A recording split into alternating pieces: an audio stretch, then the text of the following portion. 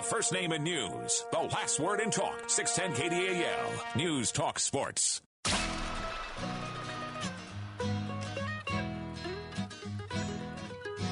Live from the KDAL studios at Lake and Superior Street in downtown Duluth, it stars Over the Prairie with 8-time Minnesota Music Award winner Paul Metsa. And I wish I could see stars over the prairie, stars over the prairie tonight. Featuring cool people from all walks of life. Check out previous show podcasts at KDAL610.com. The phone lines are open at 218-722-0839. Now, here's Paul Metsa. And I wish I could see stars over the prairie, stars over the prairie tonight. Good morning, ladies and gentlemen. This is your host, Paul Metsa. Some say the voice and choice of the Upper Midwest. Coming to you on Stars Over the Prairie with my wingman, Chris Allen. You get new ones like that all the time. Well, that's, a buddy of mine from the East Coast, the old rock critic, turned me on to that. I said, I think I'm going to use that one. See if we can plug it into the programming down here at the Big K, KDAL 610 AM, 103.9 FM. Got a really big shoe today.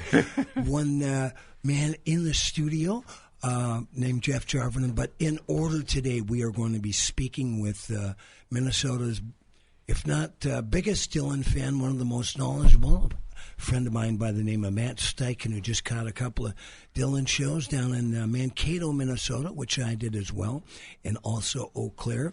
After him, a man who knows more about 60s and 70s Twin Ports rock and roll than just about anybody in the Twin Ports, and Jeff Jarvinen, my friend and fellow Finn. At the top of the 11 o'clock hour, we will be featuring Duluth native Nikki Lemire. She is just a fabulous harpist, and when I say harpist, not mouth organ, but an actually harpist with, like Harpo Marx.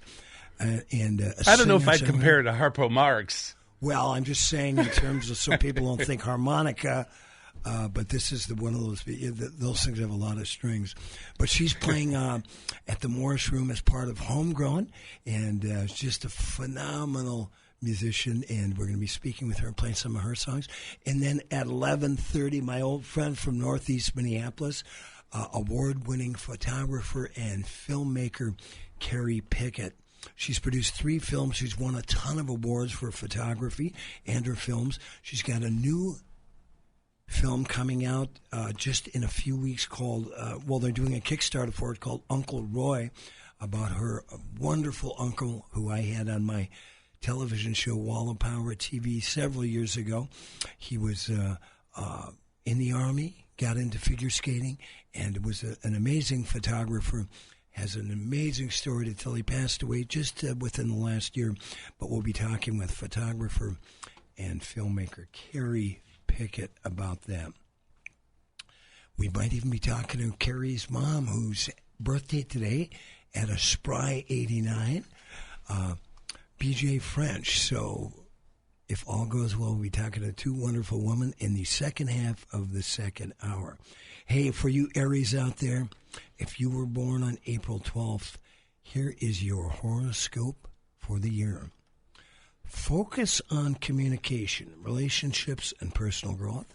Trust your instincts, stay open-minded, and embrace opportunities for connection and progress. Aries, Taurus, and Gemini are predicted to experience romantic opportunities and positive energy in love and relationships. Overall, today is a good day to focus on balance, communication, and self-care to navigate the day's challenges and embrace new opportunities. You know what my new opportunity is going to be today? What's that? I am taking the boy and girl, Mabel and Blue, to the dog park. Nice. Yeah, I figured it's probably dried up a little by now. I made the mistake right towards the end of the dog park season. I saw a little light in the sky, and I went back, and I had no idea it was that wet in the dog park. So we had about an hour at the dog park and about 3 hours bathing. I was going to say in the bathtub, right? Yeah. Yeah, for sure. And now, are you hoping that this dog park thing creates a boy-girl thing for you, or? Well, I'm not saying, I am single. I will say that. Right. But I'll tell you one thing about dog people, and I've done a lot of since I adopted my first rescue, Blackie, in 2002. Anybody that's associated in the dog world, whether it's a dog rescue or people you meet at the dog park, you never meet a bad person. Anybody associated with dogs, or certainly at the dog park. So it's always a great hang, and there's always reasons to talk to people, find out where they got their dog, what their dog's name is, what the whole story is behind that dog and human connection there at the dog park. I like to go to that one in West Duluth. So fingers crossed, it's dried up a little bit out over there. Although the one up on Jean Duluth Road is a good time too. That's a real big one. Birthdays today. Who are the famous people born today? Well, let's not forget Tiny Tim was born today. Wow. 1932 in Manhattan, New York. Of course, we remember him from Tiptoe Through the Tulips. But he was more than that. Oh, he was, he was really, Bob Dylan was a contemporary of Tiny Tim's in Greenwich Village. And Tiny Tim was very, like our friend Jeff Sullivan, he really knew a lot about the history of American music. And of course, had that great, crazy look with the long curly hair. And, of course, now, might have been a little before your time, Chris, when he married Tiny Tim on Johnny Carson. It was before my time, but I've seen it. Yeah. Now, strangely enough, he ended up, he remarried and ended up in Minneapolis and actually died on stage at Lee's Liquor Lounge. Wow. In 1996. Yeah, he had a heart attack. But anyway, very fascinating character. So happy heavenly birthday to Tiny Tim. One of the greatest ritzy and dirty blues guitar players and singer, Hound Dog Taylor, was born Theodore Roosevelt. Chicago blues guitarist, was born in 1915 in Natchez, Mississippi. Was one of the first signings to Alligator Records. Passed away in 1975. If you are into really gut bucket electric blues, you check out Hound Dog Taylor. Have you ever heard of him, Chris? Yes. Oh, man, the guy is so good. A great musician born today, celebrating his 80th birthday, Mr. Herbie Hancock. I told you that story that my Grandpa Irv, was a huge Herbie Hancock fan. Oh, cool. And when Rocket came out in the 80s, I was a huge fan of that song. Right. And my grandma said, "Oh, my gosh, you like Herbie Hancock." And then I heard the whole story, and she was like, "He's still doing that?" Well, he's really an amazing, won 14 Grammy Awards. Yeah. Really honed his chops with Miles Davis from 63 to 68. And then, of course, in 1973, now you were just a young kid, but you were probably digging on the fusion jazz and the funky jazz with Headhunters that he put out in 1973. Now, I might have told this story on air before, but it's definitely worth repeating because it's a real highlight in my life. When I was staying out in Los Angeles in 1992 for about 6 weeks, I was staying on Larrabee, which was right down the street from the recently opened Viper Club, which was very cool, Johnny Depp's club. And right across from there was Tower Records, the original Tower Records. So you could go there. You'd always bump into rockers. I saw Slash there one day. They always come in Tower Records. Oh, yeah. It was a big deal. But there was a place called the China Club. It was a rock and roll club, and on Monday nights they had jam sessions like they do at Bunkers Bar and Grill down in Minneapolis. And you'd go there, and they had just an amazing house band. Skunk Baxter from Steely Dan and the Doobie Brothers on guitar. Oliver Lieber on drums, who spent some time in Minneapolis. On keyboards, Billy Preston. Wow. And then a who's who of other great session musicians and rockers that were in town. And you'd go there one night, there'd be Tony Curtis there. Another night, you'd seen Don Cornelius from Soul Train. So, but the jam was open, but, always the heavy hitters and the big names would get on before white Finlander from northern Minnesota there with his acoustic guitar. But so I'd go there every week, and I got to know this big bouncer there. I forget his name, but a really nice guy. And so I put my name on the list. It was about a 4-hour show, so there was always a chance every week. But first week, nothing. Second week, nothing. Third week, nothing. Fourth week, little opening for Paul Metsa on the Big Jam at the China Club in Hollywood. So I'm getting ready to play. I am second set. And the bouncer goes, "Oh, Paul, geez, we got to wait. Somebody just showed up. They're going to play before you." And I go, "Really? Who's that?" He goes, "Herbie Hancock." Wow. I said, "I've got to follow one of the world's greatest black jazz piano players with my acoustic guitar and my cowboy boots," which I did, and I played. It actually went really well.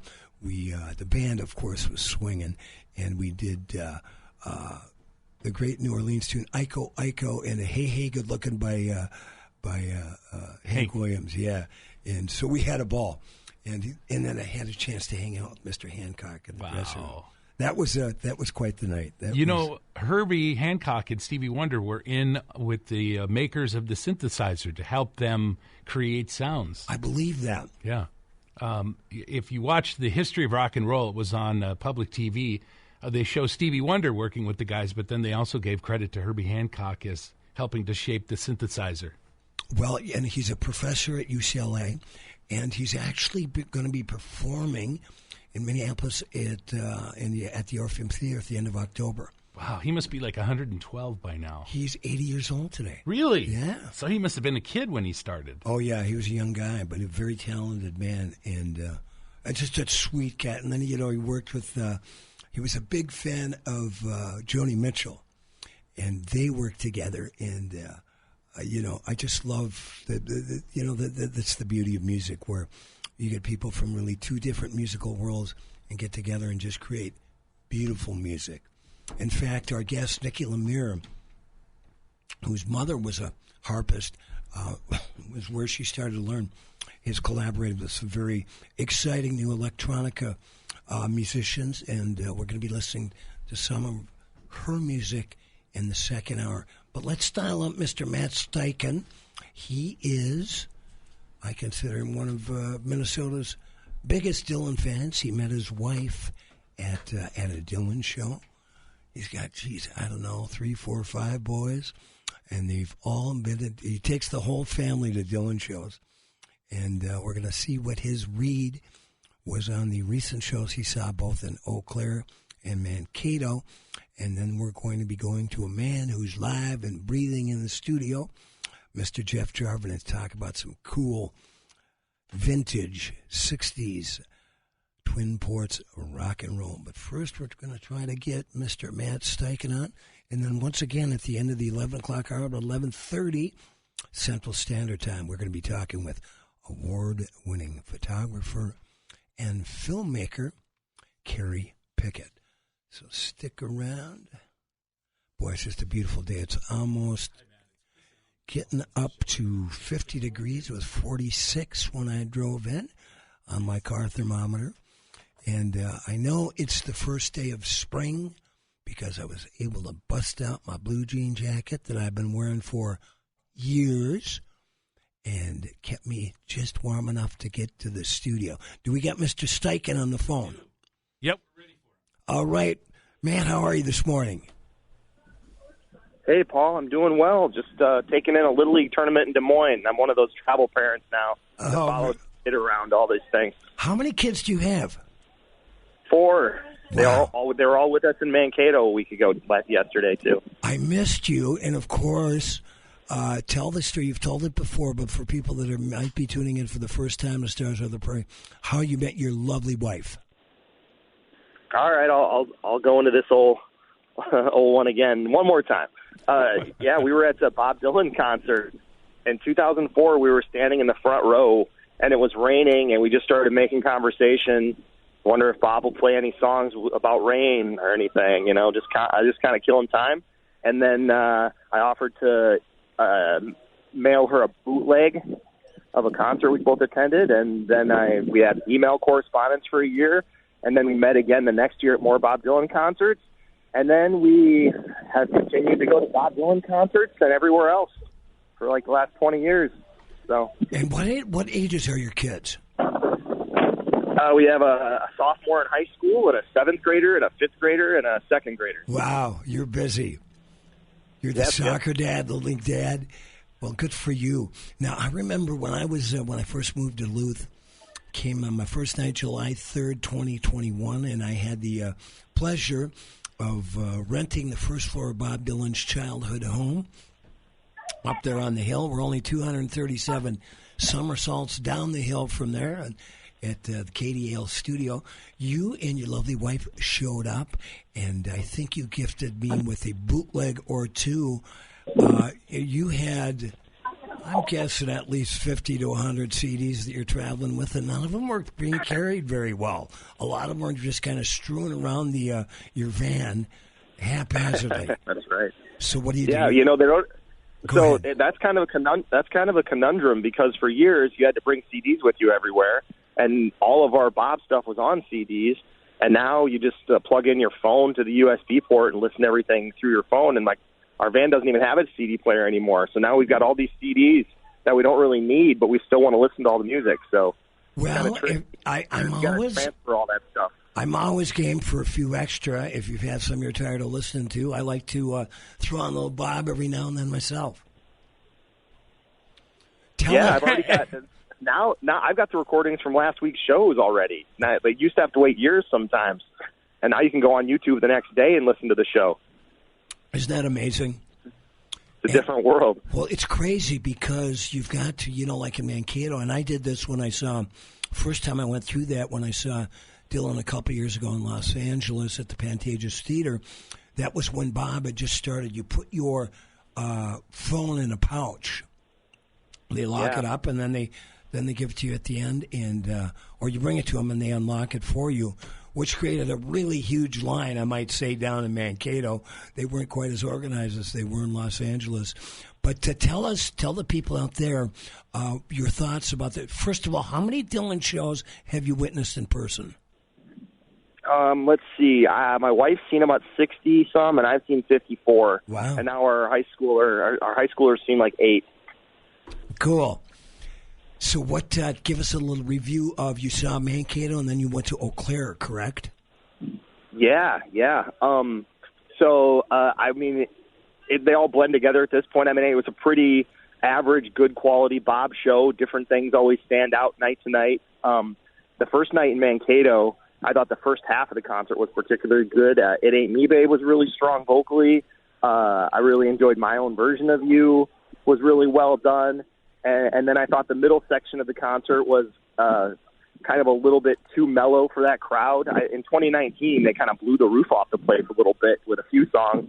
And then this time around, he's kind of tinkered with the Rough and Rowdy Ways material to the point where it's a lot more slow, a lot more nuanced, sparse arrangements. And I think people would really enjoy this show if they're a fan of Bob as the Nobel Prize winner in literature and as a wordsmith and a phraser. I think he's really quieted the band down on some of the songs like Key West and My Own Version of You, where you can really listen into like the turns of phrase and really appreciate him as a constructor and crafter of the English language. So the first half of Mankato was really strong. And then actually I kind of was down on the middle section, but then the next night in Eau Claire, the middle section was very strong and Key West was really good and Crossing the Rubicon was really good. And then Baby Blue both nights was stellar. So it was really cool to hear his new stuff, but then every once in a while he would play Desolation Row or Baby Blue and be like, hey, I can still play a song from the 60s and nail it too, even in my current voice with my current band. Well, I thought his voice really sounded great. He's really, I've always considered him the Frank Sinatra of folk. There's nobody that's been slagged more for his singing than Bob Dylan, but he never sings flat, and he's got a half a dozen different voices over the years. But It's All Over Now, Baby Blue is my all-time favorite Dylan song, so I was just tickled when he pulled that one out. And I thought the drummer, Anton Fig, did a great job. I love Jim Keltner, too, who just did the last part of the year with him. But I thought Fig did a great job. He doesn't really let Bob Britt or Doug Lancio, the guitar players, really loose I missed that 20, from any of the Charlie Sexton years. And I saw a great show in 2019 at the Beacon Theater. I was in the fourth row. And, man, to see when he would let Charlie Sexton fly. Charlie's the greatest electric guitar player on wheels right now, in my estimation. And I miss those guitar fireworks in those concerts. How about you, Matt? Yeah, I mean, I don't think I'll ever see as good of a Bob Dylan shows as the one I saw at the turn of the century in 2000 and 2001 with Larry Campbell and Charlie Sexton. But I think if you've been following Bob's evolution with how he plays his songs live, I think you see kind of a 5-year cycle where he played Time Out of Mind, and it was very true to the album versions, and then he gradually tinkered with the arrangements and slowed them down and tried different things with them until he got to the point where he did Love and Theft and kind of spent 5 years focused on that. Then about 5 years focused on Modern Times, and then about 5 years focused on Tempest. And so I think you're seeing the winding down of the Rough and Rowdy Ways era. And I think getting really sparse with the arrangements is kind of the last step he usually gets to before he kind of gets bored with stuff and is ready to just start over and try something new. Maybe I'm wrong, but I don't think we'll be seeing Rough and Rowdy Ways next year and the year after that. I feel like he's in a place artistically where if he can muster up the energy to put out another album or just try something new live, I think that seems like it's on the horizon to me. Well, I would love to see a new Bob Dylan record at the age of 84. He will be turning 84 on May 24th. It's amazing he's still on the road, right? Right. I mean, talking about vocally, when we saw him in 2010, that was probably the nadir of his live voice. Physically, it sounded like I would never have guessed that he'd be still performing 15 years later, and his voice is actually better than it was in 2010. The way he sang on Christmas in the Heart and Tempest, where it was really growly and gravelly, it seemed like his vocals themselves were really deteriorating, and now he sings much prettier than he did then. So it's just a blessing that his body and his voice are holding up, and he can still go out and play for us. Yeah, and it's a blessing that we're able to see him. Matt, you have a great day. It's always great checking in with you. Give my best to your lovely wife, Jennifer, and the boys, and travel safe on your way back from Iowa. And it's always a pleasure hearing your point of view and get your reviews on the great Bob Dylan from the great Matt Steichen. Thanks, buddy. Have a great day. I don't know if I'm great, Paul, but I'm good, maybe. We sure enjoy you, though. I'm looking forward to seeing you down the road sometime. All right, brother. Have a great weekend. You too. Bye-bye. All right. We're going to hear from some of the people that keep Stars Over the Prairie on the air, and then back with the great Jeff the Body Jarvinen. Z LASIK at Weiss Eye Center. Oh, man. Camping and being able to look up at the stars or wake up to the stars or wake up to the sun and not have to kind of fumble around to see where my glasses are. So I'm looking forward to that. Eventually it's getting out and enjoying nature with sort of no barrier. Oh, the staff were really great.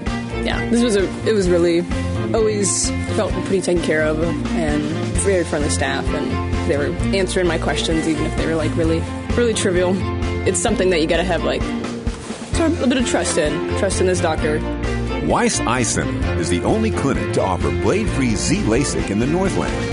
To find out more and to arrange your free consultation, call 218-625-1917 today or visit weisseyecenter.com for more information. Weiss Eye Center. See the best. If you're looking for a great hang in downtown Duluth, I highly suggest Carmody's Irish Pub. They're located at 308 East Superior Street, open Tuesday through Sunday. The host and hostess are Eddie and Liz. Eddie is a retired Chicago cop. If he happens to be in the club when you're there, talk to him. He's got more stories than I do. They've also got a great jam session every Tuesday night from 8 to 11 with Bruce Woodman. So if you're a musician, tried and true, that has been out there playing and just want to go try out some new stuff, go down and hang out with Bruce and the crew. Or if you're just up and coming, bring your horn or your stringed instrument or just want to sing. Go sit in with Bruce Woodman every Tuesday night at Carmody's Pub, 308 East Superior Street. River City Records and Books, voted Best Record Store of 2023 in the Twin Ports by the Duluth Reader, has in stock thousands of new and used vinyl records, from classic rock to punk, grunge, and metal, to hip-hop, rap, and jazz, reggae, and dub. Thousands of books, CDs, DVDs, Blu-ray, and VHS. Also a large selection of cassettes, comic books, and music magazines. Stop in and see them at 1814 West Superior Street in the friendly Lincoln Park Craft District. Open 9 to 7, 7 days a week. You're listening to Stars Over the Prairie with Paul Metsa right here on KDA.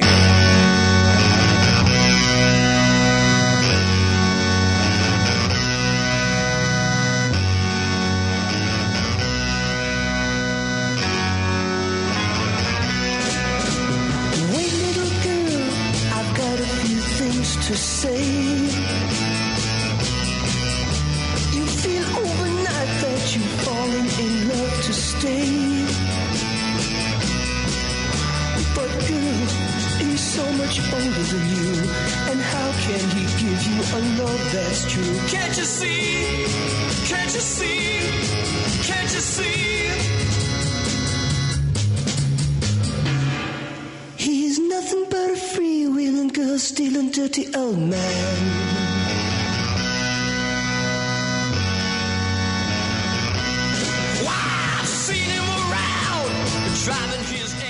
All right, we're back with Stars of the Pro. We are listening to the Electras from Ely, Minnesota.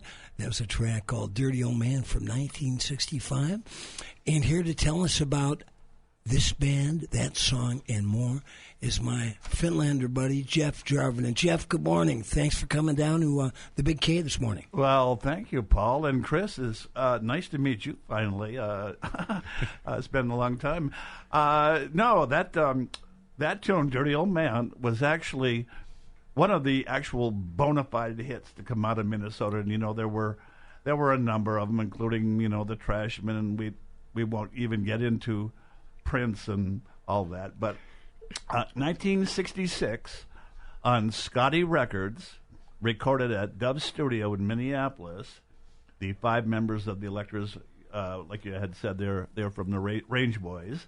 Bill Belinsky, as you know, is still out playing in a couple of 2, 3, 4 different groups. Probably one of the greatest guitar players I've ever met in my life. And you know, Bill's actually a Mensa member as well. Is that right? Yeah, he's a brilliant guy. I didn't little know quirky, Bill's a little quirky, but a lot of guys from Ely. No, right. A musician that's quirky? What? Yeah. What are you talking about, man?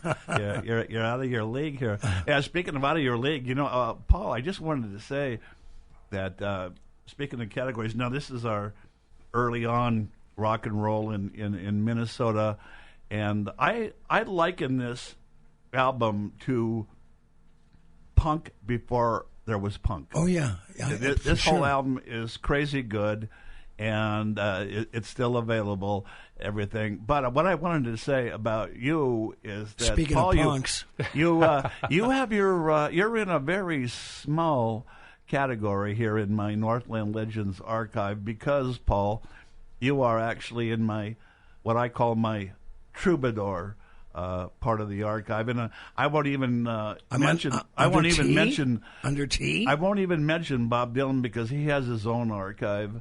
But you are a bona fide troubadour in Northland Legends and music, and I appreciate that a whole lot. There's not a lot of cats that I will say that about. Well, thank you very much. Well, you know, I'm holding down the east end of the range, hometown of Virginia, and Bob's a little bit more on the west end. Although I do, you know, when you don't stay still, I tell people this, and I'm sure both you guys have run into it. There is still old timers up there that refer to him as Bobby Dylan. Mm-hmm. Yeah. Oh yes, yeah. And when he just started, when he hit in '65 and '66, that's what everybody called him because that's how it looked. That's how Dylan looked like it should be pronounced. But I just remember as a kid when I was about 14, once I started here that Dylan was from Hibbing, Minnesota. My goodness gracious. And you're reading about him in Life magazine and Time magazine and hearing him on the radio.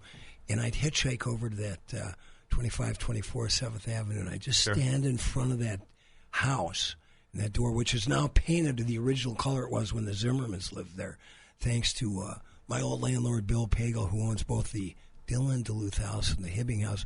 And I just look at that door and I go, man, this is like the late 60s, early 70s. Goes, the young man that walked out of that door is changing American culture as we speak. Yeah, absolutely. And it just, his lesson to me was you can get there from here.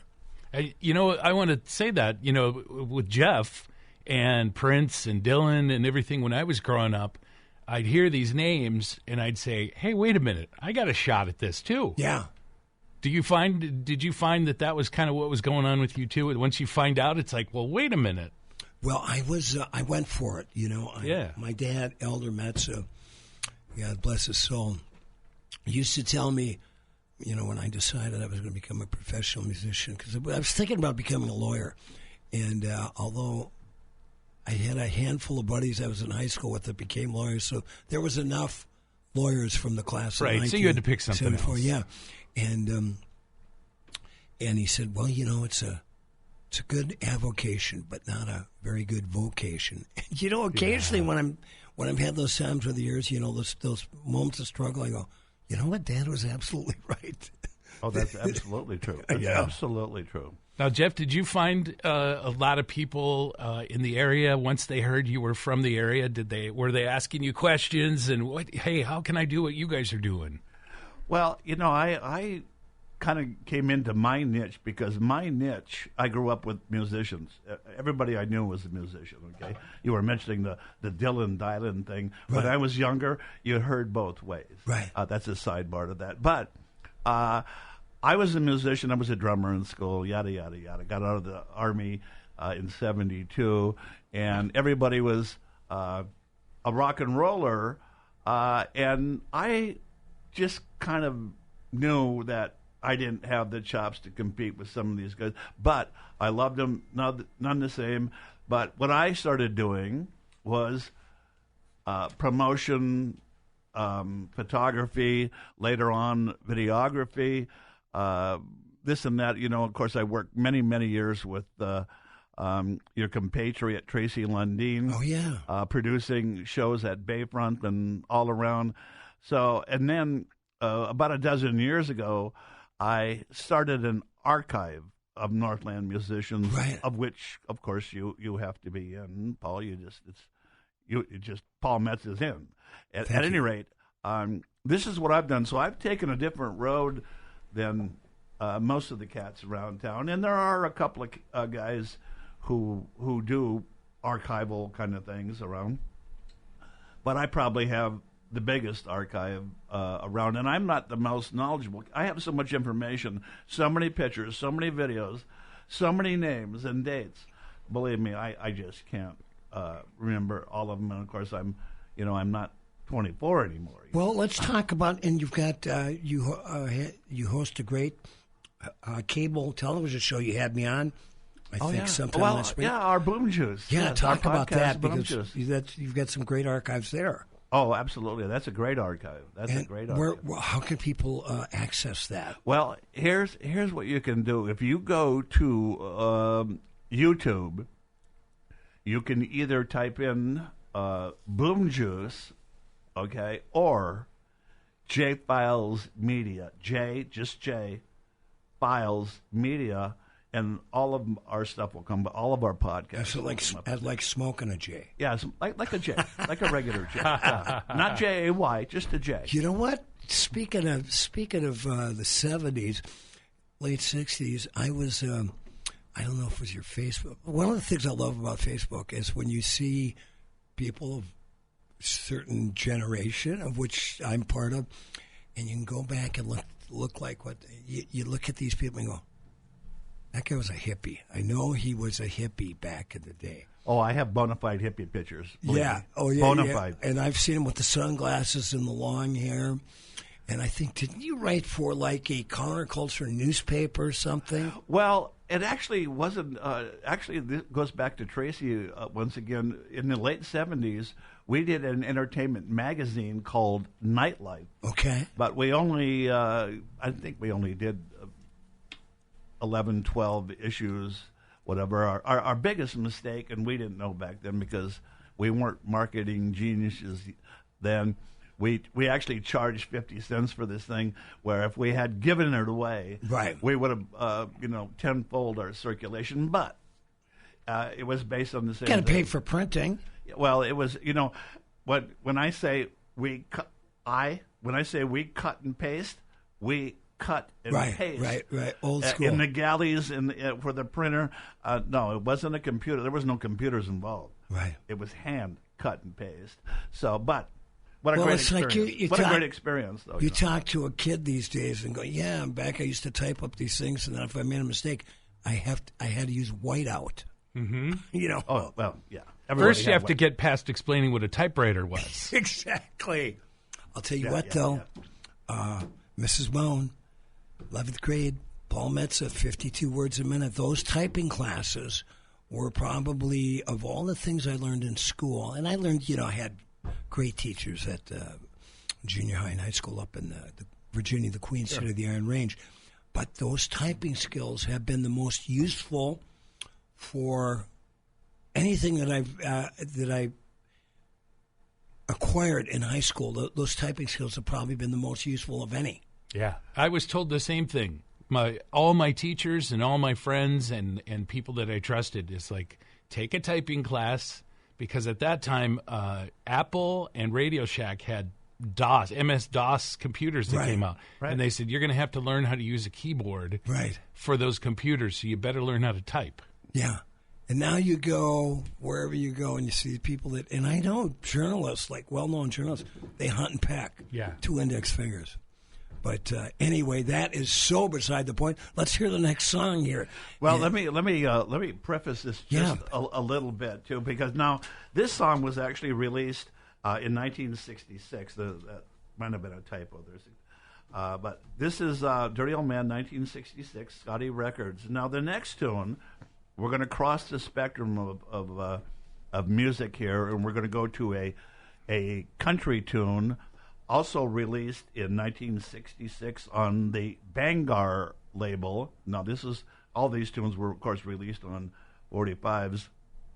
This is a song, when I first heard it, and I heard it, a dozen years ago. When I first heard it, I almost a tear to my eye, and it was Grammy-worthy for 1966 in country music.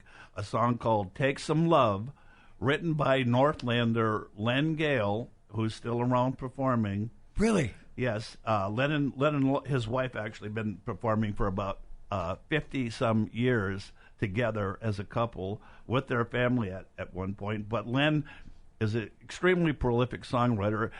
Len has had his music library sold to movies, television, sports, B movies, C movies, everything under the sun over these years, and many, many, many placements. So Len has done really quite well. But this tune, Take Some Love, to me is the best traditional country tune I've ever heard come out of Duluth Pier. And who's the singer? Johnny Lydell. Johnny Lydell, big popular name, kid from South Range, Wisconsin.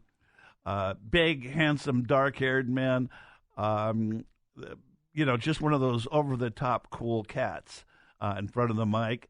And when you listen to this, you'll see the real. I don't want to say raw talent. You'll just see the talent. Now, this song, I want to say too. Excuse me. Recorded in Studio B in Nashville. That's where Elvis went and recorded. Wow. And if you listen closely to this tune, the backup singers are the Jordanaires. Really? Yeah. Well, let's spin this disc. Take some love, take some love, take some love.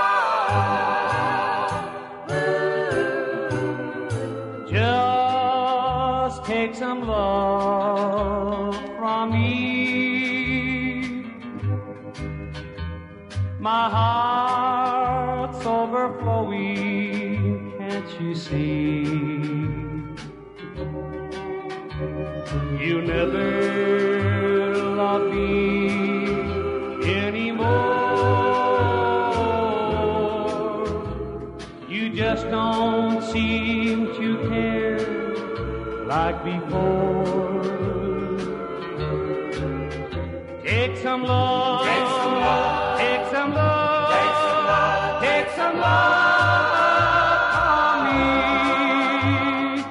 Oh, love me tenderly. I see that I've just been wasting all my time. You won't make a move to be mine. Can't you see I need your love so much? Oh, darling, how I love your gentle touch. Take some love, take some love, take some love from me. Oh yeah, that's got that Now, classic country mid Tell 1960s. me that isn't a piece of work right there. Come on. Now, whatever happened? So Len's run. Whatever happened to Johnny Lydell? Johnny Lydell, at a very young age, I think he was in his late 40s, committed suicide. Oh man! And a lot of it was, he got real disillusioned with the entertainment business because he got offered contracts here and there, and none of them were that good. And his wife and a lot of other people said, Johnny, you shouldn't take that and do this, and became real disenfranchised. And I think that on top of a bunch of bad whiskey, Bad whiskey will get you every time. he did it, and it was just an absolute shame. But huge talent. In fact, very, very good close friend with Dave Dudley. Wow. Yeah. I was playing in Superior. There's a little club. Chris Mackey ran it. It was associated with the blues. Paper and Blues Festival. Yeah, it was with Chris Mackey, those yes. cats. Yeah, and a friend of mine who was married to Nora Guthrie, Woody's daughter, was a Michael Clef. He was a German radio documentarian, and he was coming to the Twin Ports to interview Dave Dudley. And Nora called me and said, "Yeah, my husband Michael's going up there. He's never been there." I said, "Well, I'm happy to be. I was living in Minneapolis, so I'm going to have to. I'm be playing in Superior at the time." So anyway, so we hooked up, and he was going to meet Dave Dudley, of course, the big hit, 6 Days on the Road, one of the greatest truckers' anthems of all time. He was going to meet Dave in downtown Duluth somewhere, but Dave's truck broke down. Gives new meaning to 6 days on the road, doesn't it? 6 days till I get it fixed. Yeah. Well, he only lived down in Danbury. Yeah. Oh, yeah. I got a picture. He came over to my gig, Michael and Dave, and I got a picture with him. Still have it somewhere. Yeah, what a character. Good guy. Real sweet guy. He had a place down there. I never went there, but I know people who did, like such as Johnny Lydell, Dottie Lou, the great Dottie Lou. He had a place down there called Dudleyville. Really? Well, and he built up a little compound there to have lots of musical entertainment guests. So he'd throw big, lavish parties and, all the food and drink and the sun and the fun. And, I wish I wouldn't have missed that, but I did. So we've got, you're listening to Stars Over the Prairie. This is Paul Metsa, the host, and our guest is Jeff Jarvinen, playing some of these great tracks from the good old days. Don't forget, we've got Nikki Lemire coming up at the top of the hour, and then we have a great filmmaker, an award-winning photographer, and a good buddy of mine from Northeast Minneapolis, Carrie Pickett, who has actually got a little cabin up there in Brimson, Minnesota. So she knows the Twin Cities and she knows the North Shore. But in the meantime, we're going to play the third song that Mr. Jarvinen brought in. And what are we going to listen to? Paul, now as I had mentioned a little bit earlier about troubadours, there's only a small class of troubadours coming out of our area here. This next gentleman, Brian Dack, I actually had the pleasure of working with him at St. Mary's Hospital for a number of years. Anyways, Brian in 1999 produced his own album over at Inland Sea Recording in Superior. Dave Hill, the engineer, the great engineer, technician. I've heard somebody was just in on a show. It was Willow Green was talking about it. Yeah, and I also recorded with Dave too. If it weren't for Dave, I never would have learned production skills. And when I got to Nashville, that was valuable. Is Dave still with us? No. Oh man, but Dave I've heard his name a couple of years around. ago. Well, he was an over-the-top electronic engineer, the whole 9 yards. Anyways, this was released in 1999. It's called Everybody Ate at Joe's. Now, that's the name of the album. But this tune is Everybody Ate at Joe's, and completely one of my absolute favorites of all time.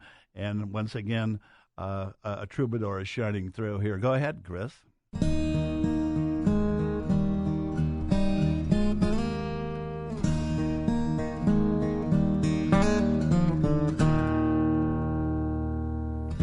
There used to be a place to eat in the middle of the night when nothing to do but some egg foo young and a plate of fried rice. Old Lake Avenue South left the taste in my mouth. Now the taste of yesterday. In the middle of the night, and we's a little tight at Joe Huey's Cafe.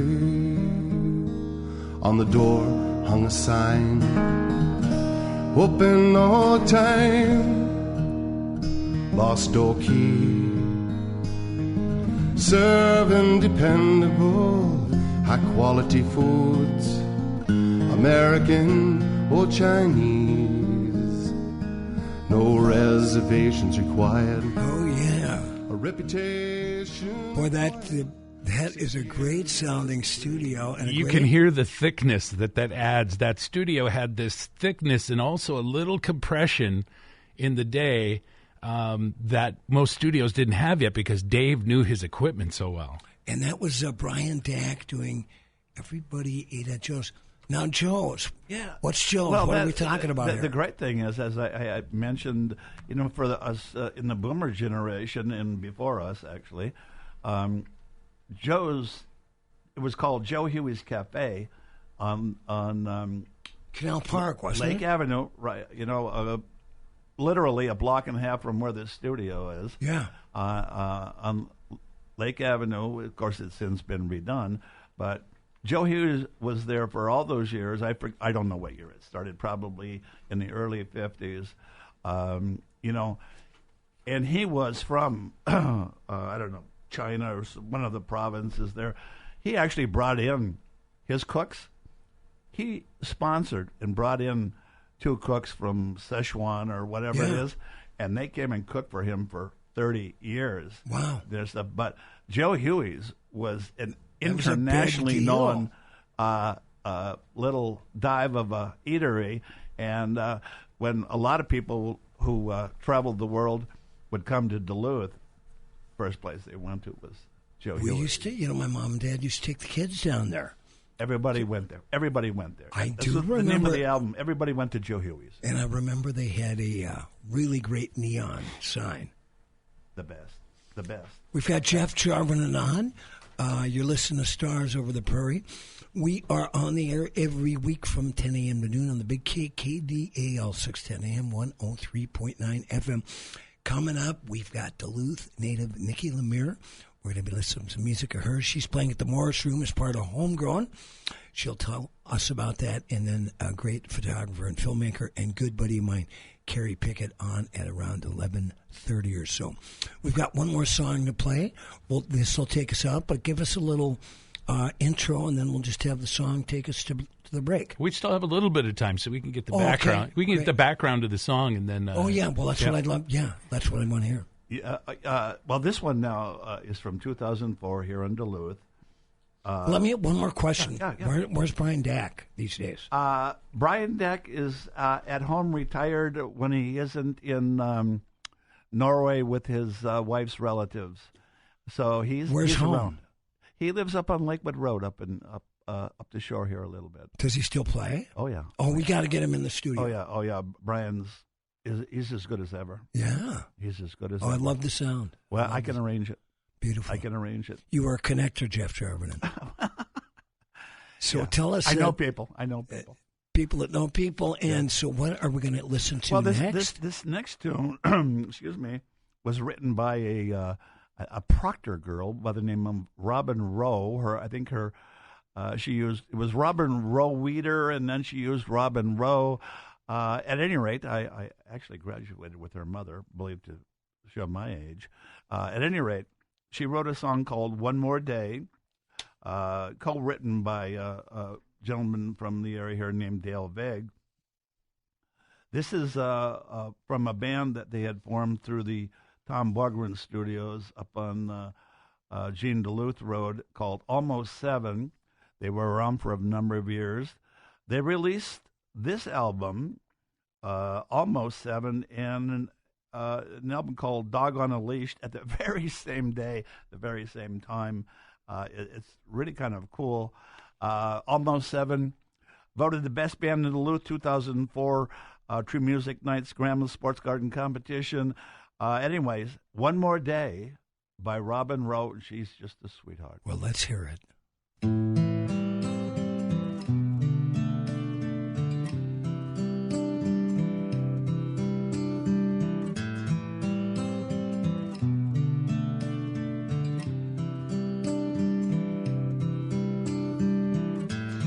I know that you know what you're doing. You've been playing with his heart, and I can see clearly all the pieces, and I'm acting out my part. Look out your window at the water and tell me, what do you see? There I am going under without you, slowly drowning. I wanna know one thing, can you save me?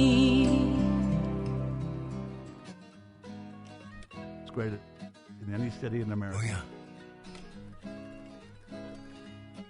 All right. Thank you, Matt Steichen, for telling us a little bit about the Dylan shows, and my friend Jeff Jarvinen. Coming up, we've got Nikki Lemire and Carrie Pickett on Stars Over the Prairie. Don't switch that dial.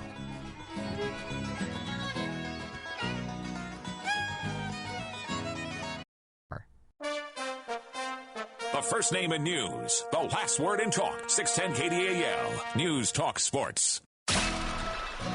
Live, it Stars Over the Prairie with 8-time Minnesota Music Award-winning songwriter, musician, author, and historian, Paul Metsa. Check out previous show podcasts at KDAL610.com. Now, here's Paul Metsa. Welcome back, ladies and gentlemen, to Stars Over the Prairie. This is Paul Metsa with my wingman, Chris Allen. We want to thank our guests in the first hour, Matt Steichen and Jeff Jarvinen. I've got a completely fascinating, great musician, Duluth native, on that I heard her music for the first time last night. Nikki Lemire is on the phone. She will be playing as part of Homegrown Music Festival coming up, the big festival up here in the Twin Ports on Saturday, May 3rd at 9:30 p.m. At the Moorish Room, what was used to be the old Hotel Duluth, right down the street from where we're recording here on the Big K. Nikki, how are you this morning? I'm very well, thank you. So nice. How are you? Oh, we are doing great. I knew when I called you just to make sure that we'd connect. I knew I could call you because you've got kids, and people with kids are always up early. So true, yes. How many kids do you have? I've got three girls. Oh, wow. What ages? What ages? 10, 8, and 6. Wow, you're busy. And actually, when you called me this morning, we were actually at their music group class, and so we've been up since bright and early this morning. That class started at 9 a.m. So. Oh, wow. Well, good for you, and it sounds like there's some lineage in the family with musical connections because your mother was a musician. Yes. My mom is a musician. She's also a Duluth lady. She plays the harp in the Duluth Superior Symphony Orchestra. We were just playing together last weekend, actually. So yes, I learned to play the harp from my mom, and I've been doing it ever since. So what I've sat down occasionally when I've had the chance to play harp, and I'm a fingerstyle guitar player, so I could figure it out. But I was thinking about this morning, how many strings are on like your standard harp? I know there's different versions, but like the one that you would play in a symphony orchestra. Yeah, the one that I play is the largest size that they have, and it's called a concert grand pedal harp. So yes, it has 47 strings. Wow. And the type of harp I play, when you've seen a lot of harps, especially when they've been like illustrated in art and things like that, you've often seen a more folk style harp, which is smaller. And they're, very portable, but they also work differently. They have levers instead of pedals. So on my harp, I actually move the sharps and flats with my feet. Wow. Yeah, so that's what the pedals are for. And that's kind of a requirement for orchestral music, too. You have to be able to make those sharps and flat changes very quickly. Not unlike a pedal steel guitar. Yeah, actually, I think it's one of the reasons I really love the pedal steel. I just think it's a fascinating instrument too, and I think it's partially that it's it's a full body kind of experience. You're using your legs, you're using your arms, and you have this ability to affect the pitch and the strings, right at your fingertips. So it's a really cool instrument. It's a piece of technology, just similar to the pedal steel that way. And very, every time I look at it, I've had the pleasure of playing with some really good pedal steel players, but I look at it, it just boggles my mind. So just give me 6 strings and a pick, I'm fine, 'Cause, there's a lot of things going on. But just like playing a harp. Now, when did you actually tell us about Nikki Lemire, about your background? Your mother was a musician. How about, did your dad play at all? My dad has dabbled a little bit in guitar, and he's a great singer, too. A real appreciator of music, but never a professional musician. And then, I went to school for music. I studied classical music for the bulk of my life, and then did some jazz in college, really fell in love with the blues as well, and just kind of continued to play, my own music within my house alone, kind of making up my own pieces and experimenting with different sounds and different techniques. And then with COVID, I was really able to really focus on that because I was home for a couple of years at a time. And so, I just kind of realized I really, really love to write. I really love to make stories and try to have the music reflect the story just as much as the words.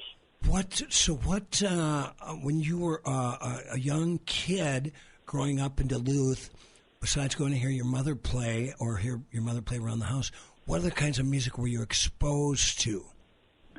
Oh, a lot of the music I listened to when I was younger was a lot of folk and country music, and then a lot of blues, even some reggae. I grew up loving Stevie Nicks and Bonnie Raitt, particularly their voice qualities. Later on, I listened to a lot of Alison Krauss and Union Station, and loved that texture and her beautiful, beautiful songs. And then also at the same time, listened to quite a bit of popular music when I was, in my early years. Sure. I was a dancer, and, I just loved to listen to popular music too. So I feel like I've kind of blended a lot of those traditions together in my music. I kind of lean a little bit more towards more of a poppy kind of vibe, but then at the same time, there's still these elements of folk and also a little bit of jazz and blues that I I love. So I feel like I'm, as an adult, kind of growing into all of my favorite musics at one time. Very cool. Now, what high school did you go to? I went to Duluth East. Okay. And Ordine Middle School and Lester Park. I grew up in the Lester Park area, and my folks still live there now. So when we go up, we can still, just pop over and hike up Amity Creek, and it's just a beautiful area. And so, I feel really lucky that I got to grow up north. Nikki Lemire, we are going to listen to a song. I think we've got Leave Me. What's that? Leave Me is the first one up. Okay, we're going to listen to your song. Tell us a little bit about Leave Me before we listen to it, Nikki Lemire. Sure, yeah. Leave Me, I actually collaborated with another person from Duluth, Dave Mailing, who you might know. Yeah, I know that name, yeah. Why don't he you... is... Go ahead. He plays with Emily Havoc. He plays with Galen Lee. He also has his own projects. He has produced quite a few people, including Sarah Morris. Just an amazing musician and collaborator from here in the cities who happens to also live in my city. So I'm like a couple blocks from his house, like we're neighbors. And he produced this song. He played all of the other instruments on it. And this is a song I wrote towards the beginning of COVID. And, COVID was really difficult for me as a new parent. At that point, I had just had my third baby. And so I wrote this song, and you can hear in this song, you'll hear actually recordings of my kids, our kids. Great. And it's just a poem that I wrote, and I put it to music, and I tried to really kind of create a soundscape of like what it feels like when you are out in the woods and you are walking and wandering in the cold. Beautiful. And I hope people feel that as they listen. Here we go. Nikki Lemire, Leave Me.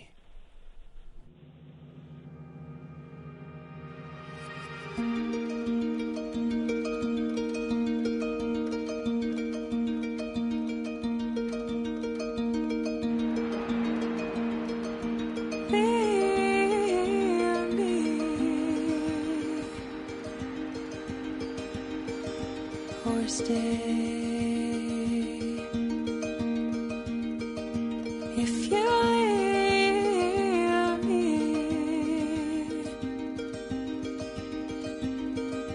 or stay, I will take it either way. Untie me, and I will go. If you untie me,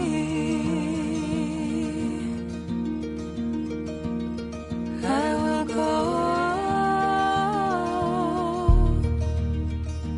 But I'll leave you tracks in the snow.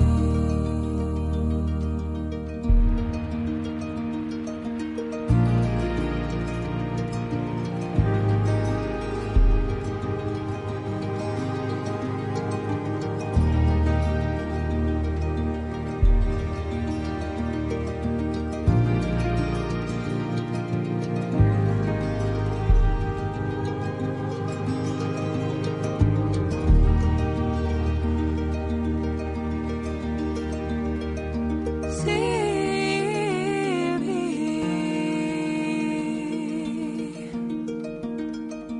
unsleeved.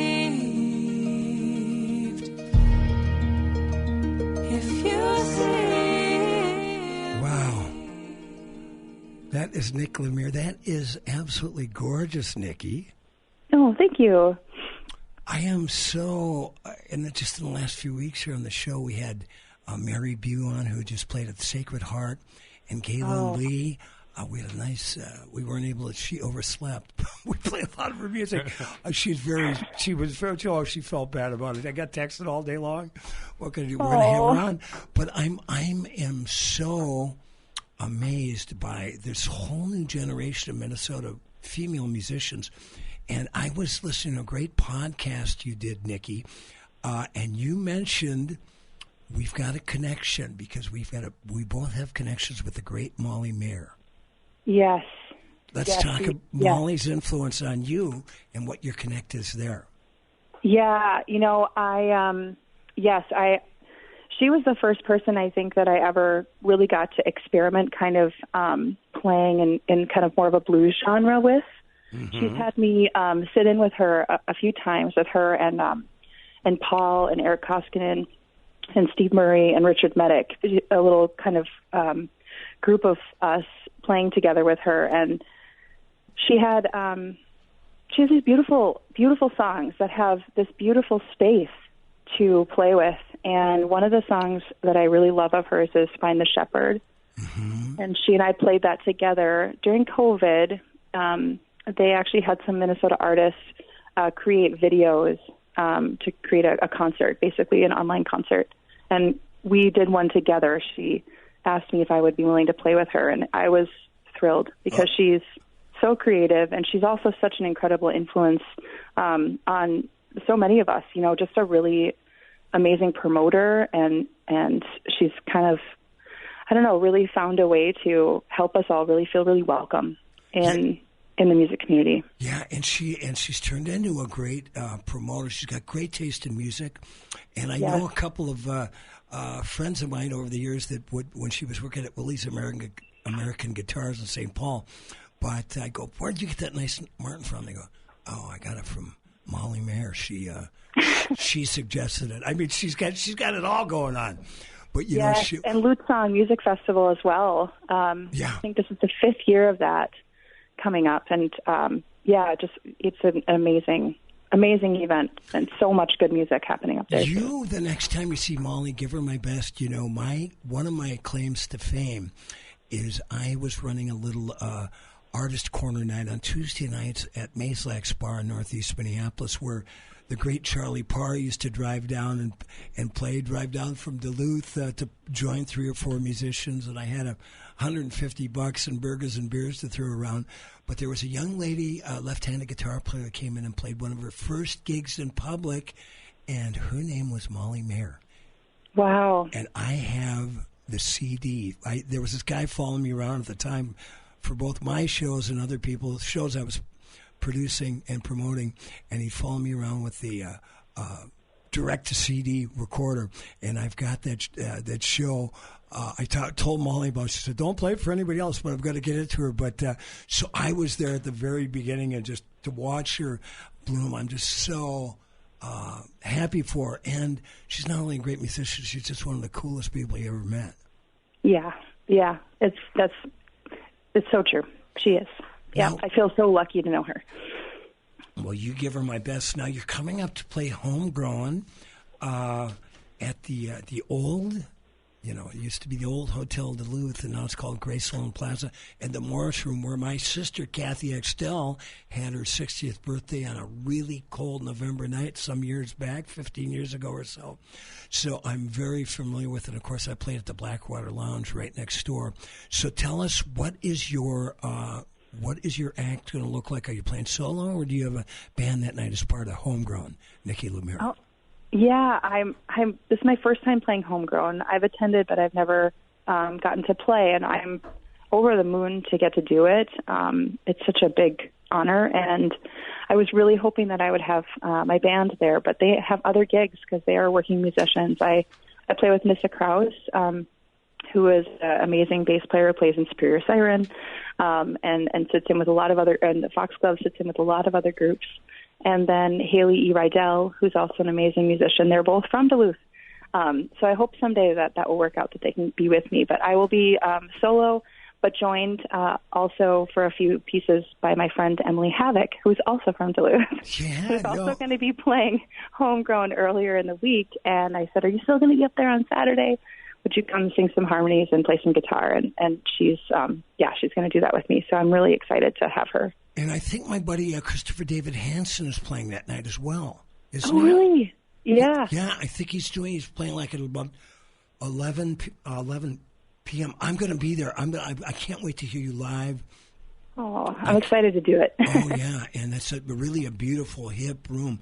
Let's hear another song by Nikki. What are we going to hear next here, Chris? This is the Memphis tune. Okay, here we go. Memphis by Nikki Lemire.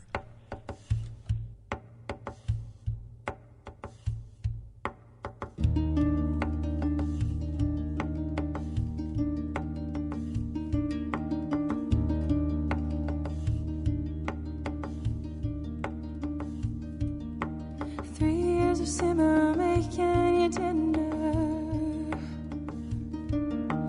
working that day job, never get a day off, pouring the coffee, wiping spills, doing what I gotta do to pay our bills, painted in the corner of your dreams. That I was good enough for anything.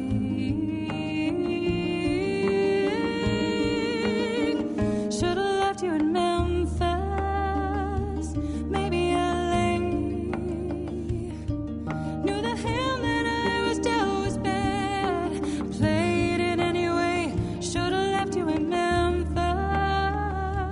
maybe LA. Wow. Knew the hand that I was dealt. That's Memphis by my guest, Nikki Lemire. Nikki, I just love your music. Oh, thank you. It's so, the groove is...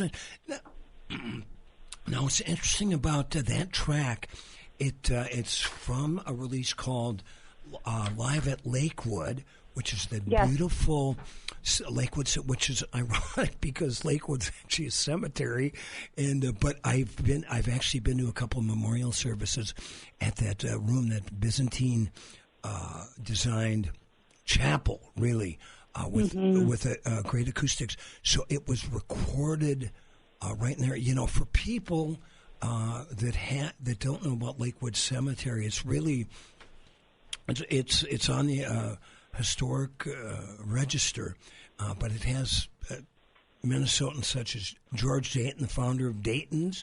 Both Hubert and Mariel Humphrey are born there. Our 29th governor, Orville Freeman, is buried there.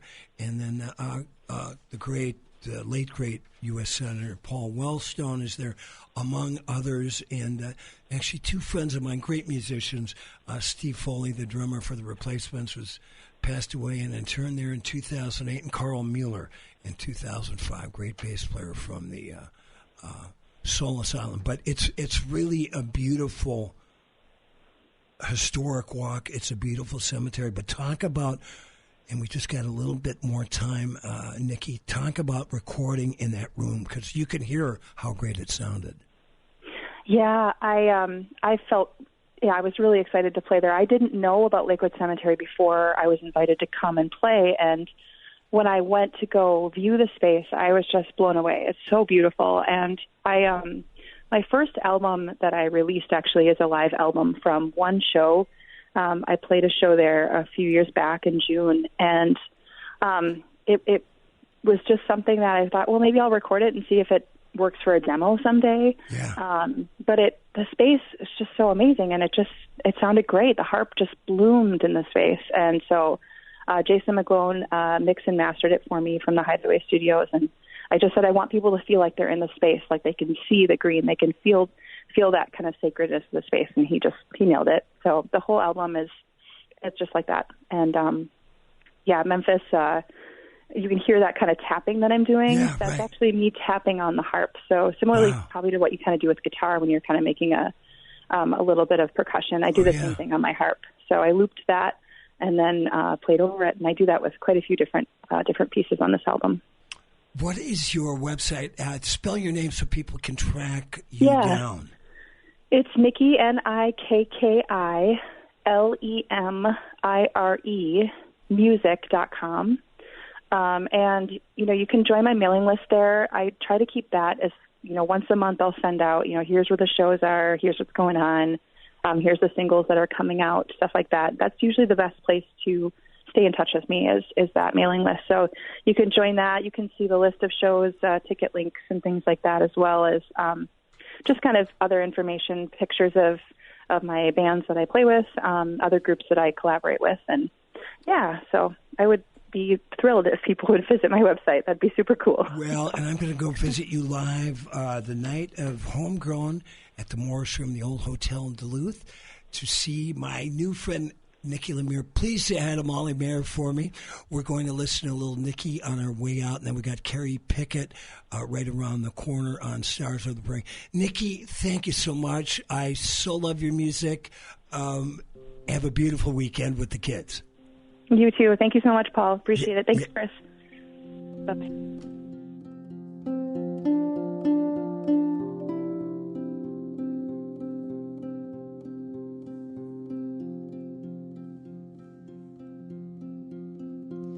My 6-year-old said, Mama, rock me, and climbed up on my lap.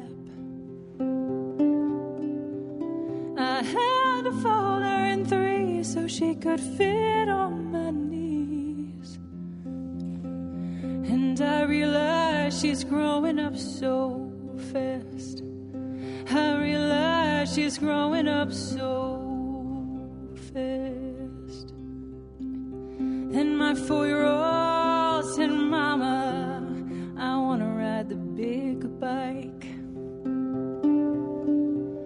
So I held on tight, trying to keep her upright. And I realized she's growing up so fast. I realized she's growing up so fast. We spent so much time being excited to watch them grow up. We don't see they aren't little for long enough. I'm Zach, and I had Z LASIK at Weiss Eye Center. I was sick of wearing glasses. I've had glasses since 3rd grade. Dealing with the nuisance of glasses is kind of reached that point of I just need to get LASIK. I was a little nervous, but knowing now what that process all entailed, I wouldn't have been nervous if I knew. Everybody's really nice here. Not a bad thing to say about anybody. Everybody's happy, and no, everybody here's nice. And I mean, it's day 1 post-op, and I mean, it's crazy. It's crazy. Weiss Eye Center is the only clinic to offer blade-free Z LASIK in the Northland. To find out more and to arrange your free consultation, call 218-625-1917 today or visit weisseyecenter.com for more information. Weiss Eye Center. See the best. If you're looking for a great hang in downtown Duluth, I highly suggest Carmody's Irish Pub. They're located at 308 East Superior Street, open Tuesday through Sunday. The host and hostess are Eddie and Liz. Eddie is a retired Chicago cop. If he happens to be in the club when you're there, talk to him. He's got more stories than I do. They've also got a great jam session every Tuesday night from 8 to 11 with Bruce Woodman. So if you're a musician, tried and true, that has been out there playing and just want to go try out some new stuff, go down and hang out with Bruce and the crew. Or if you're just up and coming, bring your horn or your stringed instrument or just want to sing. Go sit in with Bruce Woodman every Tuesday night at Carmody's Pub, 308 East Superior Street. River City Records and Books, voted best record store of 2023 in the Twin Ports by the Duluth Reader, has in stock thousands of new and used vinyl records, from classic rock to punk, grunge, and metal, to hip-hop, rap, and jazz, reggae, and dub. Thousands of books, CDs, DVDs, Blu-ray, and VHS. Also a large selection of cassettes, comic books, and music magazines. Stop in and see them at 1814 West Superior Street in the friendly Lincoln Park Craft District. Open 9 to 7, 7 days a week. Every day deserves a superior beer. Earthrider Brewery's decorated brewers hand-select hops that lend citrus notes to the crisp and easy-drinking Superior Pale Ale. Visit Earthrider Brewery's Cedar Lounge Tap Room on the Working Harbor in Superior for their award-winning flagship and seasonal brews on tap and to go. To find out much more about Earthrider Brewery events, join the mailing list and locate Earthrider Beer near you at earthrider.beer. Hold fast. It stars Over the Prairie. with 8-time Minnesota Music Award winner Paul Metsa. Welcome back, ladies and gentlemen. The Stars Over the Prairie, broadcasting from KDAL 610 AM, 103.9 FM. 237 somersaults down the hill from Bob Dylan's childhood home, stone's throw away from the great Gitchigumi, Lake Superior. Want to remind you, once again, I will do my weekly gig tomorrow from 4 to 6 solo at Carmony's Irish Pub at 308 East Superior Street. Don't forget, after I get done with the show today, I'm running over for Record Store Day to our friends at River City Records at 1814 West Superior Street. Go say hi to the team down there, Todd, owner, and Joel and Dury, who are working hard. And then I'm producing a big Ukraine benefit. All the money's going to Nova Ukraine with 12 acts on Wednesday, May 14th at Sacred Heart. Show starts at 7 o'clock. It will feature such musicians as myself, Chris David Hansen,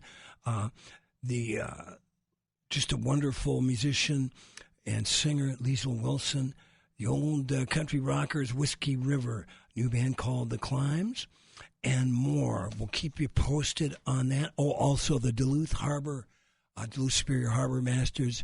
They're bringing 10 of their guys down to sing a little barbershop for us. So the Monsters? Yeah. The Harbor Monsters? Yeah. No, these are the Harbor Masters. Not the Harbor Monsters. That's a whole different other thing. But my next guest is a good friend of mine. We were neighbors for years in Northeast Minneapolis. She is an award winning photographer and filmmaker. Carrie Pickett was a McKnight Foundation Photography Fellowship in 89, 92, and 97. She was the National Endowment of the Arts, Visual Arts in 1990. She won an award with the Jerome Foundation in 1990. Outstanding Young Alumni Award from Moorhead State University up there in Moorhead, Minnesota, where I played a couple of times and got out alive. And Minnesota State Arts Board Initiative Grant for Film in 2009.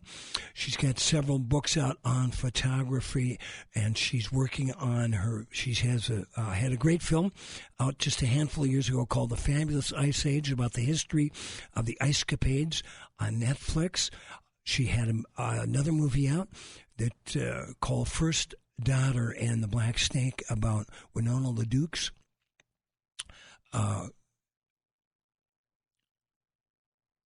Winona LaDuke and the oil pipelines going through sacred lands, and she's working on a great new film. She's got a Kickstarter starting just around the corner here called Uncle Roy, about her Uncle Roy Blakely, and she can tell us more about Roy. I had the pleasure of meeting Roy and had him on my television show. Geez, I think it was about, 3 or 4 years ago. But Roy was her 93-year-old uncle. He had life-threatening dementia, and so filmmaker Carrie Pickett, my friend, had a decade-long quest to secure a home for his legendary nude male photography and theatrical ice skating collection. And it takes on a new urgency in the race to preserve his artistic legacy before the final curtain call is on. She's going to tell us about, I saw a clip of it for her new film, Uncle Roy, and it's going to be an amazing film. My good friend, Carrie Pickett. How are you, Carrie, from Key West? Hey, Paul. Thanks. Yeah, it's all sunny here. How is it there? It's actually going to get up to 60. We are doing a big dog park afternoon with my dog, Blue, who you know. Blue's been over to your house, and my foster, Mabel. And you are also staying with your mother, who is celebrating a birthday today. Yes, she's it's her 89th turn around the sun. BJ French. BJ French. Now, and she was Uncle Roy's sister? Yes, I'm his younger sister. Are we She's right here. She's chiming in. Are we speaking with the great BJ French? Happy birthday, BJ. Thank you very much. Tell us about I had the pleasure of meeting Roy a couple of times, and What a sweet man, and what an artistic giant. He was very, very special, and growing up, he fell in love with Sonia Henney when he saw a movie of her ice skating, and he thought, oh, I've got to do that. Right. But the problem was we lived in Oklahoma. There were no ice rinks in Oklahoma, so he had to take up roller skating, and he would go to Wichita and Tulsa to get skating lessons, but he had to practice. He had to practice in our house. He would move any rugs aside, and my mother and father were very tolerant, and they let him practice in the house. He also practiced in the summer outside on a ping pong table-sized tabletop. Wow. On the ground, and I was his guinea pig. He would twirl me around and probably let me fly off into the bushes more than once. But he needed a partner, and I got drafted. Now, so, where in Oklahoma were you from? Enid, Oklahoma, which is the third, or was at that time, I'm not sure it is now, the third largest city in the state, or the most populous in the state, but it's a far cry from Oklahoma City and Tulsa, which were the first two. Tulsa, Roy was born in Tulsa. Really? Yeah. Well, I was just down in Tulsa at the end of January with an event sponsor. It was the 50th anniversary of the release of Bob Dylan's Blood on the Tracks. So there was a 2-day event there, sponsored by the Bob Dylan Center, and we the big show, BJ, was at Cain's Ballroom. Have you ever been to Cain's in your lifetime? Not that I know of. I didn't grow up there. I only visited my aunt and uncle there, and Roy would probably remember, but he went back to Tulsa. He went to Tulsa University for a while. Really? Yeah, to stay out of the draft at that point. The Korean War was on, and he only wanted to skate. I think it's still on. Is the Korean War still on? That's true. It never truly ended. Right. So during his time in Tulsa, in the university, he found an ice show, I don't know, maybe Ohio or some other place, and he thought, okay, this is my shot. I'm going to go and try and get into this ice show. It was not a big named show. But he went, and they really liked the way he skated, but they told him that he would never have a career in show business because in figure skating show business, because he was too short. Right. And so he got so discouraged that he enlisted in the Army. He dropped out of school and thus was drafted. But instead of being sent to Korea, he was sent to Germany.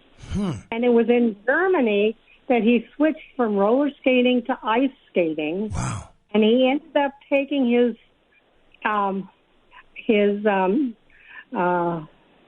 what is it called when you are dismissed from the Army? Discharge. He took his discharge in Germany, and they kept him till midnight of the last night.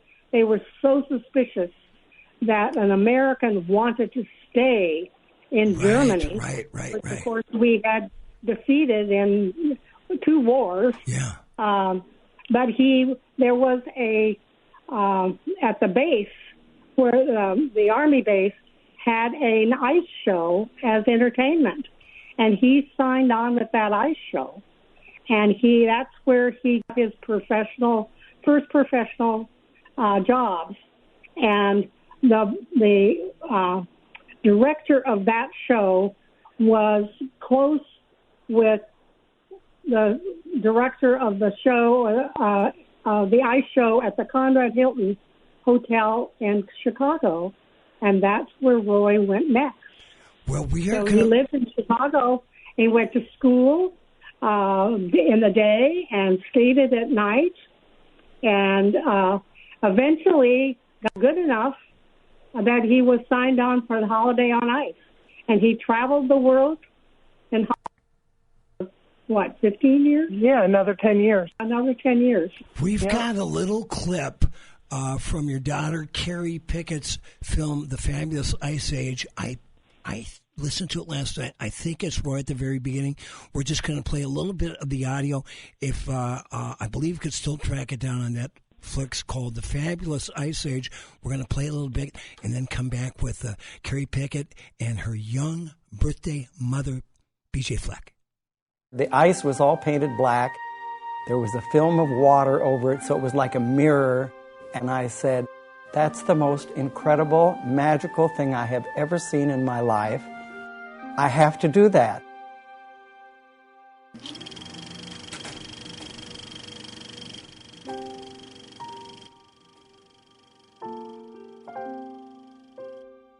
It's such a tangible thing. And when you're out there, you can't even see the audience. And you can just feel their response.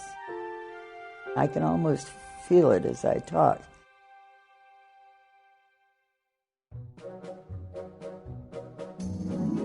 Sonia Henney, well, she started it all, okay? She was the pioneer of the ice shows. Shipstead Johnson had ideas about a touring show, and the show started to catch on. And they shut him up. And Morris Shalfin, he said, fine, I'll get my own ice. Extravaganza, a big ice show, big. Everything we did was the finest. I mean, everybody was brilliant. We didn't do anything half-assed. We played in soccer stadiums, bull ring, over Olympic swimming pool, taking the show to the people. We had truly like 10,000, 11,000 people cheering for us, applauding us. It was the golden era. It's a dictated life, really. If you got too heavy, missed a piece of jewelry, or you made a mistake, there was a fine for this and a fine for that. Mr. Shalfin sent the show to Japan and the Philippines, and Indonesia, South America. In the 1950s, nobody went to Russia. Yeah, that was a little bit of The Fabulous Ice Age, the film on Netflix, by my guest, Carrie Pickett. We also have her mother, BJ Fleck, on, who's celebrating 89 years around... What was that? French. My last name is French, as in the people in France. French. I say Fleck? Excuse me. BJ French. BJ, thank you. We both know a musician with that name, so I know exactly who you're talking about when you flip to the other name. My bad. Well, it's still early for me, too. I'm a musician. Of course, when I was getting a hold of my friend Carrie Pickett, we lived 6 blocks away from each other in northeast Minneapolis. We've had a couple beers together at Grumpy's Bar there on 22nd Floor, maybe a couple hundred beers over the years. But anyway, she said, I said, yeah, could you do it about, and she's at Key West, so she's an hour ahead. I said, Carrie, what about 11:30? She said, well, I have to set my alarm, so I wake up. I go, Carrie, it's noon. Good for her. Carrie. No, I didn't want to miss you. Oh, I know. No, it's so great. Now, let's talk a little bit. We've got 15 minutes left, but you are a shaker and mover. And I know how hard, I mean, any independent musician knows what you have to do just to keep the rent paid, keep the mortgage paid, keep the lights on. And you've been very successful with your awards and foundation grants and things over the years. But tell us about your big project coming up, your Kickstarter project for the movie Uncle Roy. So what and when can we actually start seeing some clips and being able to contribute to this great project? Oh, that's so wonderful, Paul. Yeah, I know you still come back to Northeast, but we miss you being there all the time. Oh, so I miss it too. Your spirit's there. Thank you. Well, I wanted to just clarify that The Fabulous Ice Age is on Amazon, Apple, and Google Play, Apple TV and Google Play, but it's no longer on Netflix, as it was only on Netflix for 5 years. Okay. So it's not there anymore, but you can still get it. Isn't Prime Video? And I said, yeah, Prime Amazon Prime. Yep. And so, it's just incredible that at that time when I did the Fabulous Ice Age, I used to see Roy coming home from all of these ice show reunions, the Ice Capades, the Ice Follies, Holiday on Ice. Those shows dominated live entertainment for 4 decades. Right. And all those shows in their years had more than 350,000 people come through their doors. As you know, Ice Capades used to open their West Coast shows in Duluth. That's correct. And every year, the ice shows were like the top form of family entertainment. It was a annual tradition for many, many families to go and see those shows.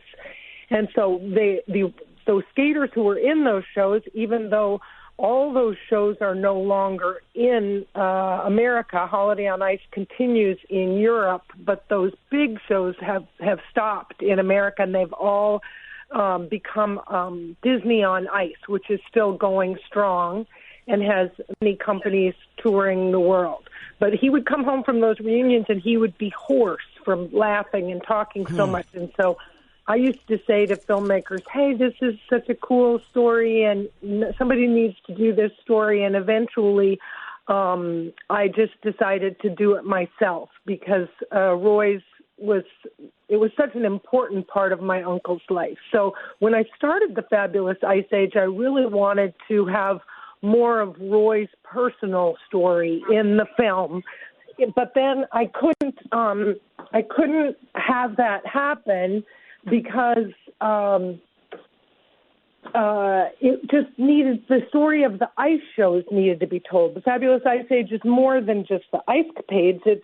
It's all the shows from the first star of the shows, Charlotte in 1916, all the way through to Disney on Ice. And so Roy's personal story kind of got pushed out of that bigger story, and now I'm focusing more on his personal story, his bio, and also Roy collected the history of the ice shows, and he had the largest archive of the history, and he had an archive of 44,000 pieces. Wow.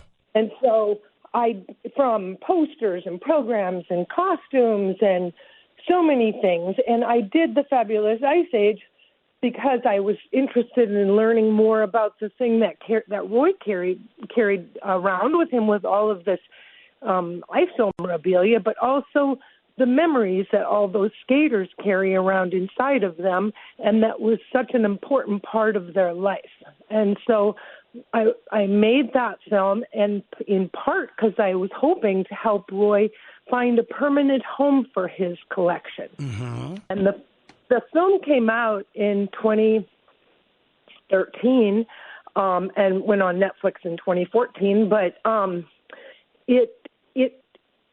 that film really didn't ever help me find a place or help Roy find a place. And so over these last 10 plus years, we've been contacting people and places and organizations and searching for a home for this archive because it's such an important part of our American history. And also it was very, very valuable with incredible Sonia Henney costumes and all of these things in it. And so we really wanted it to be safe and preserved and kept all together. And so a part of the film is this quest for us looking for a home for his ice stage archive, and then also his photography archive, because his first career was as a skater, but his second career was as a professional photographer to the stars. He got his start by photographing his fellow skaters in the ice shows. He would set up a backdrop in his hotel room, and he would do the portraits of the skaters in their skates for their portfolios and for their press and press for the shows and stuff like that. And that eventually turned him into a very good photographer. So when he finished his ice show world career, he decided to set up shop in New York City, and he became a photographer to the stars. Now, let's talk about that work. Yes, that work also needed a home. So part of this journey is an explanation of all that this man had done in his life and contributed, and would his, can we preserve it? Can we find a place for it? And so the film follows this journey. I've seen, because I got to know Roy and I've known you for since I moved to Northeast Minneapolis, and I'm a big, I'm a collector myself. I have books and records. I have when I was in St. Petersburg, Florida, about 10 years ago, my buddy and I were on our way to the Salvador Dali Museum. We stopped by the house that Jack Kerouac passed away in, his mother's house. And we were running around, and we saw one of those yard lights that was kind of buried under, that you'd light up the brush, the flora and fauna in front. So I rescued that. I've got stuff like that. The Smithsonian would never take it, but I love collecting, and I love people that collect, because it's, this American history. You can, like with Roy's collection, you can touch and feel it and see it and really travel back in time. So I have actually talked to a couple of people up here about it, because they're redoing the Duluth Armory, which opened in 1916, and they had, a huge hockey rink there, and I think at least part of Roy's exhibit could go there. I met some people when I was in Tulsa that do a lot of Tulsa historical and entertainment stuff. I'm going to put you in touch with them. But yes, I do think it's very important for this. It's so massive. I think that's maybe part of one of the issues, that how the hell are you going to find a place for all of that stuff? But getting back to Uncle Roy, the film, and you gifted me with a little 3-minute teaser trailer for it. Boy, the photos of, number one, of Roy skating were amazing. He was an artist himself on those skates on the ice. But talk a little bit about the fact that when he moved to New York City, he really developed a reputation as one of the premier gay photographers to do gay black and whites. And I believe you have a book out on that, don't you, Carrie? He does. He published a book called He in 1972, featuring his classic male nude photography, just beautiful black and white figure studies. And then 20 years later, a second book came out entitled Roy Blakey's 1970s Male Nudes. And so there was this law against sending male nudes through the mail through the post office. And there was a court case that started in Minneapolis, the DSI obscenity trials, and the rule was overthrown by the Supreme Court, and Roy's book was the very first book to be sent through the mail after that ruling was changed. And so that's what makes him a pioneer in this area. I do want to go back go ahead. A smidgen to let you know that in the film, you will find out that we found a home for for both of the collections. Fantastic. That's the best news I've heard all month. I'm sorry, it's kind of a spoiler alert for the film. That's okay. Hey, but tell us, we only got a few minutes left, Carrie. Tell us when we can look to participate, and I'm going to send you some money as soon as I find out where the Kickstarter campaign, where is that housed, and how can people donate to your film, Uncle Roy?